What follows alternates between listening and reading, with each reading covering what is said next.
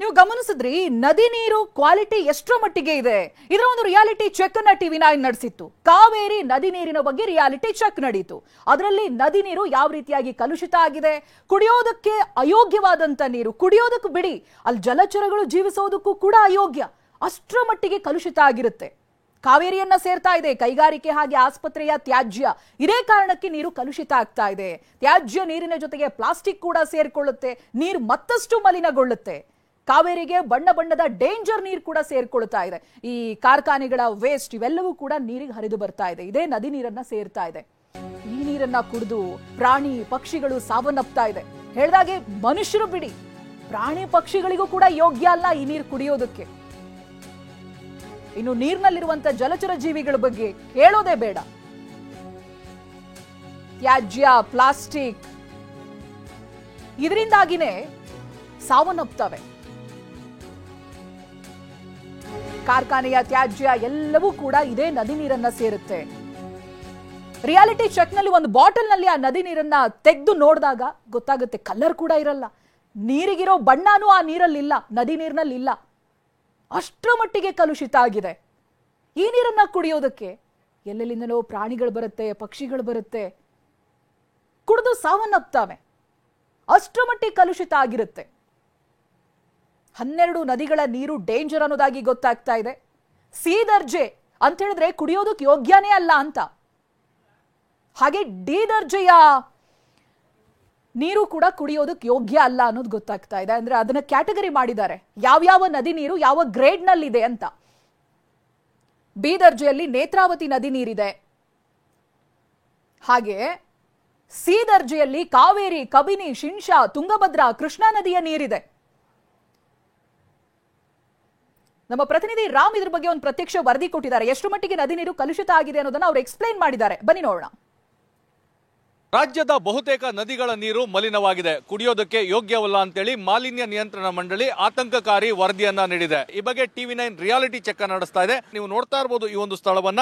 ಅಂದ್ರೆ ಪ್ರಮುಖವಾಗಿ ಕಾವೇರಿ ಒಡಲಿಗೆ ಕೈಗಾರಿಕೆಯ ತ್ಯಾಜ್ಯ ನೀರು ಬಂದು ಸೇರುವಂತಹ ಸ್ಥಳ ಇದಾಗಿದೆ. ಮೈಸೂರು KRS ರಸ್ತೆಯ ಈ ಒಂದು ಸ್ಥಳದಲ್ಲಿ ಏನು ಹರಿದು ಬರ್ತಾ ಇದೆ, ಇದು ಯಾವುದೇ ನಾಲೆಯಿಂದ ಹರಿದು ಬರ್ತಾ ಇರುವಂತಹ ನೀರಲ್ಲ. ಈ ಒಂದು ಭಾಗದಲ್ಲಿರುವಂತಹ ಅಂದ್ರೆ ಏನು ನೀರು ಹರಿದು ಬರ್ತಾ ಇದೆ, ಇದರಿಂದ ಸ್ವಲ್ಪ ದೂರದಲ್ಲೇನೆ ಮೈಸೂರಿನ ಹೆಬ್ಬಾಳು ಕೈಗಾರಿಕಾ ಪ್ರದೇಶ ಇದೆ, ಅದರ ಜೊತೆಗೆ ಊಟಗಳ್ಳಿ ಕೈಗಾರಿಕಾ ಪ್ರದೇಶ ಇದೆ, ಮತ್ತೆ ಸಾಕಷ್ಟು ಆಸ್ಪತ್ರೆಗಳಿದಾವೆ. ಈ ಎಲ್ಲ ಅಂದ್ರೆ ಕೈಗಾರಿಕಾ ಪ್ರದೇಶದ ಆಸ್ಪತ್ರೆಯ ತ್ಯಾಜ್ಯದ ನೀರೇನಿದೆ ಇದು ಇಲ್ಲಿ ಹರಿದು ಬರ್ತಾ ಇರುವಂತದ್ದು. ಬನ್ನಿ ಆ ಒಂದು ಬಾಟಲ್ ನಲ್ಲಿ ಆ ನೀರನ್ನ ಸಂಗ್ರಹಣೆ ಮಾಡಿ ಅದರ ರಿಯಾಲಿಟಿ ಚೆಕ್ ಅನ್ನ ಮಾಡೋಣ.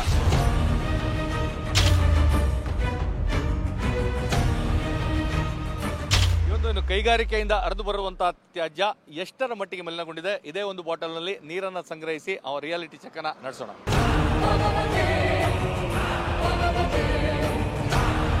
ಸದ್ಯ ಈಗ ನೀವು ನೋಡ್ತಾ ಇರುವಂತದ್ದು ಈ ಒಂದು ಕೈಗಾರಿಕಾ ತ್ಯಾಜ್ಯದ ಅಂದ್ರೆ ಇದರ ಬಣ್ಣವೇ ಸಂಪೂರ್ಣ ಬದಲಾಗಿದೆ. ಅಂದ್ರೆ ಬಿಳಿ ಬಣ್ಣದ ಹೊರತಾಗಿ ಹಳದಿ ಬಣ್ಣ, ಹಳದಿ ಮಿಶ್ರಿತ, ಹೀಗೆ ಸಾಕಷ್ಟು ತ್ಯಾಜ್ಯ ವಸ್ತುಗಳು ಸಹ ಈ ಒಂದು ಬಾಟಲ್ ನಲ್ಲಿ ಸಂಗ್ರಹ ಆಗಿರುವಂತದ್ದು. ಇದು ಕೇವಲ ಸ್ಯಾಂಪಲ್ ಮಾತ್ರ.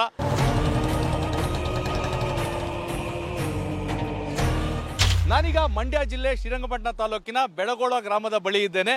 ಈ ಸ್ಥಳದಲ್ಲಿ ಏನು ನೀವು ನೋಡ್ತಾ ಇದ್ದೀರಾ, ಇಲ್ಲಿ ಹಾಲಿನ ನೊರೆಯಂತೆ ಉಕ್ಕಿ ಬರ್ತಾ ಇರುವಂತದ್ದು ಕೈಗಾರಿಕೆಗಳಿಂದ ಬರುವಂತಹ ತ್ಯಾಜ್ಯದ ಕೆಮಿಕಲ್ ಯುಕ್ತ ನೀರು. ಈ ಒಂದು ನಾಲೆ ಏನು ಹರಿದು ಬರ್ತಾ ಇದೆ, ಸೊ ಈ ಒಂದು ಸ್ಥಳದಲ್ಲೇನೆ ಈ ಒಂದು ಕೆಮಿಕಲ್ ಯುಕ್ತ ನೀರು ಕಾವೇರಿ ನದಿಯನ್ನ ಸೇರುವಂತ ಕೆಲಸ ಆಗ್ತಾ ಇದೆ. ನೀವು ಅದರ ಬಣ್ಣವನ್ನು ಸಹ ನೋಡ್ತಾ ಇರ್ಬೋದು, ಸಾಕಷ್ಟು ಕಡು ಕಪ್ಪು ಬಣ್ಣದಲ್ಲಿ ಮತ್ತೆ ಹಳದಿ ಬಣ್ಣದಲ್ಲಿ ಆ ನೀರು, ಆ ಕೆಮಿಕಲ್ ಯುಕ್ತ ನೀರನ್ನ ನೀವು ಹಾಗೇ ಸಹ ನೋಡ್ಬೋದು. ಇಲ್ಲಿಂದ ನೇರವಾಗಿ ಅದು ಕಾವೇರಿ ನದಿಗೆ ಹೋಗಿ ಸೇರ್ತದೆ. ಹೀಗಾಗಿಯೇ TV9 ಆ ರಿಯಾಲಿಟಿ ಚೆಕ್ ಅನ್ನ ಮಾಡಬೇಕು ಅಂತೇಳಿ ಎರಡು ಭಾಗ, ಇದೊಂದು ಅತ್ಯಂತ ಸೂಕ್ತವಾದಂತಹ ಸ್ಥಳ.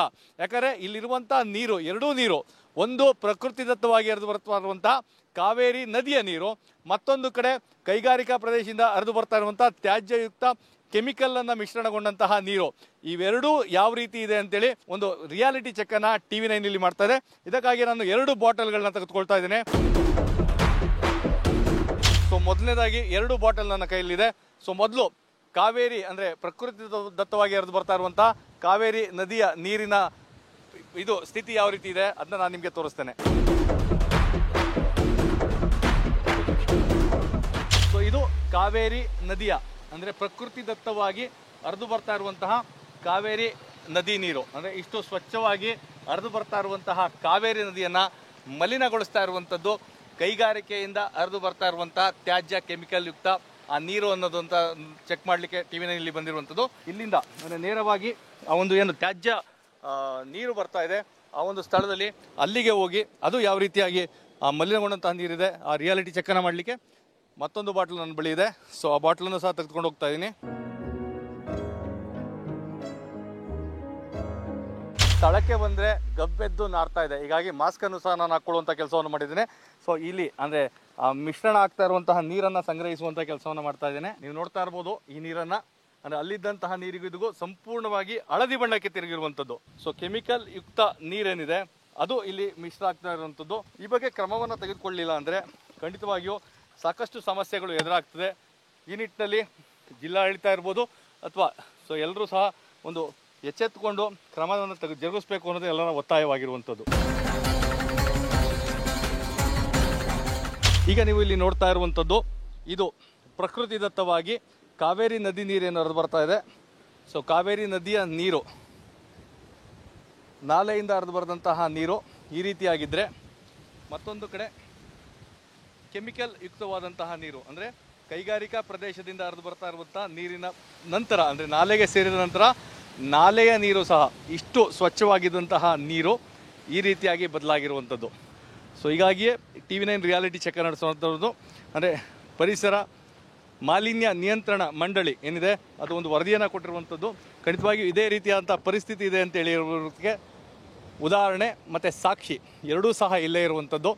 ಒಂದು ಕಡೆ ಕಾವೇರಿಯ ಪ್ರಕೃತಿ ದತ್ತವಾಗಿ ಹರಿದು ಬಂದಂತಹ ನಾಲೆಯ ನೀರು, ಅದೇ ನಾಲೆಯ ನೀರು ಸ್ವಲ್ಪ ಮುಂದೆ ಬಂದ ನಂತರ ಕೈಗಾರಿಕಾ ಪ್ರದೇಶದಿಂದ ಬಂದಂತಹ ತ್ಯಾಜ್ಯ ವಸ್ತುಗಳ ಕೆಮಿಕಲ್ ನೀರು ಇವೆರಡೂ ಸಹ ಸೇರಿ ಈ ರೀತಿಯಾದಂಥ ಪರಿಸ್ಥಿತಿ ನಿರ್ಮಾಣವಾಗಿದೆ. ಸ್ಥಳೀಯ ರೈತರಿದ್ದಾರೆ. ಸರ್, ಒಂದು ರೀತಿ ಜಲಪಾತದ ರೀತಿಯಲ್ಲಿ ಹರಿತಾ ಇದೆ, ಯಾವ ನೀರಿದು ಹೇಗೆ ಅಂತ? ಸರ್, ಇದು ಹೆಬ್ಬಾಳ್ ಇಂಡಸ್ಟ್ರಿಯಲ್ ಏರಿಯಾದೆಲ್ಲ ಬರ್ತಾ ಇರೋ ನೀರು. ಇದು ಹೆಬ್ಬಾಳ್ ಕೆರೆ ಇದೆಯಲ್ಲ, ಅದರಿಂದ ಎಲ್ಲ ಮಾಮೂಲಿ ಡ್ರೈನೇಜ್ ನೀರು, ಮನೆ ನೀರು ಎಲ್ಲ ಇಲ್ಲಿಗೆ ಬಿಟ್ಬಿಟ್ಟಿದ್ದಾರೆ. ಇಟ್ಕೊಳ್ಳಕ್ಕೂ ಆಗದಂಥ ಪರಿಸ್ಥಿತಿ ಇದೆ, ಗಬ್ಬೆದ್ದು ನಾರ್ತಾ ಇದೆ. ಮತ್ತೆ ಹೇಗೆ ರೈತರಲ್ಲಿ ಕೃಷಿ ಚಟುವಟಿಕೆ ಹೇಗೆ ಮಾಡ್ತಾ ಇದ್ದೀರಾ, ಮತ್ತೆ ಹೇಗಿದ್ದೀರಾ ಅಂತ?